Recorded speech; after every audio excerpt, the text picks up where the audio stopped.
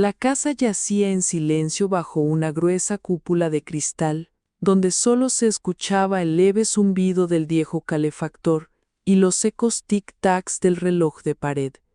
Todo empezó con el sonido de la lluvia fuerte contra la ventana, suave al principio, luego más intensa, como si alguien estuviera tamborileando los dedos impacientemente sobre el vidrio. Junto a mí, casi rozando mi hombro, Diego dormía, fuerte, profundamente, como alguien que no tiene nada que temer ni en qué pensar. Y yo estaba acostada con los ojos abiertos, mirando en la oscuridad, sintiendo a dos pequeños seres moverse dentro de mí, empujando y pateando como si ensayaran una caótica coreografía fuera de ritmo. 27 semanas de embarazo de gemelos. Cada intento de girar de lado me enviaba un destello de dolor en la parte baja de la espalda, como si mi columna no pudiera soportar el peso de otro.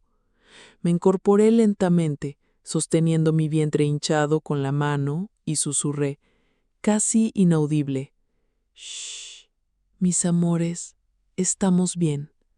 Mamá solo está cansada». En respuesta, una patadita ligera bajo las costillas, señal de que podían oírme. Me levanté, cambiando el peso con cuidado. Cada paso se sentía como si llevara 2 sacos de arena pesados atados a la cintura. En la cocina, puse la tetera y me senté en la mesa, mirando la ventana oscura sin pestañear. Afuera, las calles lacías de Toledo cubiertas de escarcha. Adentro, un zumbido de pensamientos que no ofrecía refugio. Recordé cómo había empezado todo. Cuando le dije a Diego que estaba embarazada, él brilló como un niño pequeño. Me abrazó, me giró, dijo: «Por fin, tendremos un legado, alguien de quien estar orgulloso». Entonces parecía dulce, pero después de la ecografía, cuando vimos 2 corazones en lugar de uno, su rostro cambió. La alegría desapareció casi al instante. Desde ese momento, la ternura se volvió burla. Intentaba reír con él, pero cada broma me cortaba más profundo. Ya no me sentía esposa, me sentía el personal de servicio en mi propia casa. Y peor aún, cada vez pensaba más: ¿y si después de que nazcan los bebés no cambia?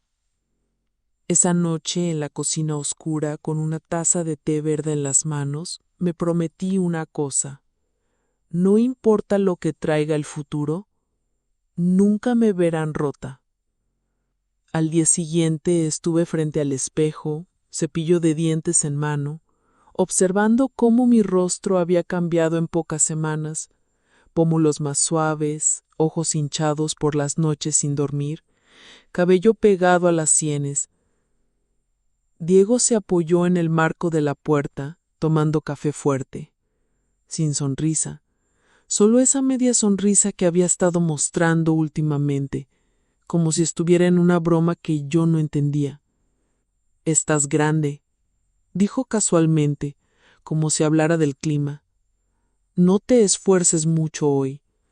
Te vas a cansar y entonces tendré que escucharlo». Se fue antes de que pudiera responder, dejando un rastro de olor a café como acusación. Ese día intenté tejer, leer, doblar la ropa, pero cada sonido en el apartamento me irritaba. El tic-tac del reloj, el zumbido del refrigerador, la televisión amortiguada en la sala donde Diego se había plantado por horas. Al anochecer, una tormenta se había instalado sobre Toledo. La lluvia golpeaba las ventanas, haciéndolas vibrar en sus marcos. Cociné la cena en silencio. Diego miraba su teléfono en la mesa, casi sin tocar la comida. Fue cuando su teléfono vibró y él giró el cuerpo alejándose de mí, hombros encorvados, labios curvados en una sonrisa dirigida a otra persona, que algo dentro de mí cambió. No era celos, era algo más frío, La realización de que la vida que había imaginado, dos padres sosteniendo a sus recién nacidos, sonriéndose a pesar del cansancio, se estaba evaporando. Los gemelos se movían y estiraban dentro de mí y les susurré: quizá tengamos que ser nuestro propio ejército. No era una amenaza, era una advertencia.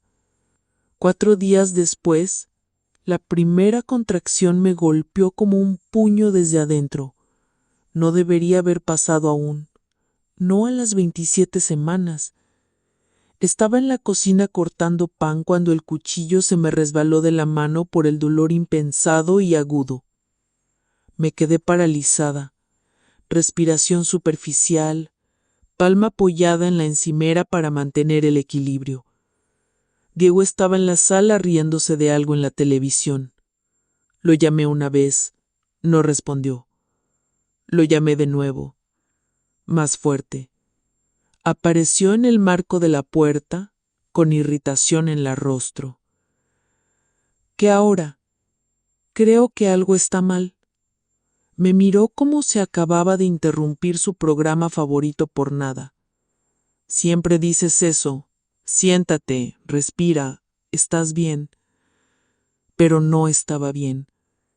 Durante la hora siguiente los dolores vinieron en olas. En un momento me encontré arrodillada en el suelo del baño, frente contra el frío azulejo, susurrando a los gemelos: todavía no. Por favor, todavía no. Diego finalmente accedió a llevarme al hospital, pero solo después de terminar su bebida. Afuera, la lluvia se había convertido en aguanieve. Cada giro del volante era demasiado brusco, cada frenada demasiado tarde. Cuando llegamos al hospital, estaba muy fría y mis manos no dejaban de temblar. Las enfermeras me rodearon. Diego se quedó en una esquina mirando su teléfono. Ni una sola vez me tomó la mano. Mientras me llevaban a una habitación, una enfermera se acercó y dijo en voz baja: haremos todo lo posible para mantenerlos adentro un poco más. Y por primera vez esa noche, entendí que no solo hablaba de los bebés. Me colocaron monitores en la barriga, 2 pulsos separados parpadeando en la pantalla, desiguales pero presentes. Un doctor explicó con frases calmadas y cortas que mi cuerpo mostraba signos de trabajo de parto prematuro. Palabras como goteo de magnesio y esteroides para el desarrollo pulmonar flotaron en el aire, cayendo sobre mí como el peso de ladrillos. Diego estaba contra la pared opuesta, brazos cruzados, ojos que miraban el reloj cada pocos minutos. Parecía menos un esposo y más un hombre que esperaba una cita que no quería atender. Cuando las contracciones se calmaron después del primer medicamento, finalmente se acercó a la cama. ¿Ves? Otra vez exagerando, dijo en voz baja, casi con suficiencia. Te dije que no era nada. Lo miré, buscando al hombre en quien había confiado todo mi futuro. Para la segunda noche, las paredes de la habitación se sentían demasiado cerca. A las 4 de la madrugada, desperté al sonido de mi propio corazón latiendo más fuerte que el monitor. Un pensamiento frío se deslizó, sin ser invitado. ¿Y si vienen ahora? ¿Y si no sobreviven? Busqué la mano de Diego, desesperada por algo humano en ese brillo estéril. Él no se movió. Dormía en la silla de visitas, teléfono en el regazo, la pantalla todavía brillando débilmente. Los gemelos patearon, inquietos otra vez. Le susurré, con una voz temblorosa: estamos juntos en esto. Aguanten un poco más. Mamá está aquí. Pero mientras me recostaba, mirando el techo, otra verdad latió dentro de mí. Si iba a sobrevivir, no sería porque él estuviera a mi lado, sería porque aprendí a estar de pie sin él. Ocurrió el día 28. Había estado entrando y saliendo del hospital por semanas, algunas veces para monitoreo, otras para medicación, siempre bajo la sombra de cualquier día ahora. Esa mañana, las calles brillaban con el deshielo de la escarcha nocturna. Sentí una calma extraña, como si mi cuerpo hubiera decidido algo antes que yo. La primera contracción llegó mientras una enfermera revisaba mis signos vitales. «Es hora», dijo. La habitación se llenó de movimiento, manos ajustando líneas intravenosas, voces llamando al doctor, un ajetreo de batas azules. Diego llegó 20 minutos después oliendo ligeramente a cerveza. Se quedó cerca de la pared, callado, observando como si fuera el espectador del desastre de otro. El dolor fue crudo y cegador, tirándome hacia abajo, obligándome a escarbar en el fondo de mí misma. En algún momento entre contracciones, me di cuenta de que no pensaba en él para nada. Pensaba en ellos, en cómo sus pequeños corazones habían luchado semanas para mantenerse al ritmo, en la promesa que hice aquella noche en la cocina. Cuando el primer llanto llegó, fue tino pero desafiante. Un segundo lo siguió momentos después. Se llevaron a los bebés a la unidad neonatal antes de que pudiera tocarlos siquiera. Diego se fue poco después, murmurando algo sobre necesitar aire fresco. No pregunté si volvería. Sabía que los días que vendrían serían difíciles, quizá más que todo antes. Pero también sabía esto: nunca más esperaría que alguien me salvara.